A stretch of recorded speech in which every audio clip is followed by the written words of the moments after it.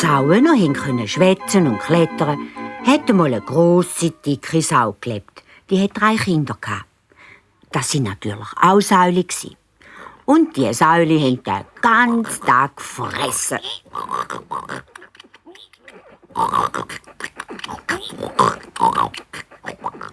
Da hat an einem schönen Tag die alte Sau zu ihren Kindern gesagt: So, ihr 3, jetzt sind ihr alt genug, um euch selber das Leben zu bringen.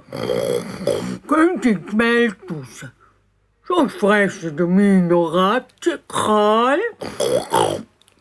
Sie hat jedem Säuli ein Säckchen mit einem guten Znüni und ein bisschen Reisegeld um den Hals gebunden. Und dann sind sie losgezogen. Das erste Säuli ist gelaufen, bis es an einen Heuhaufen herangekommen ist.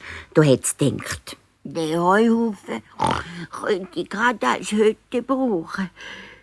Dann muss ich mir keine bauen. Oh je, bin ich müde. Dann ist es in den Heuhaufen hineingekrochen.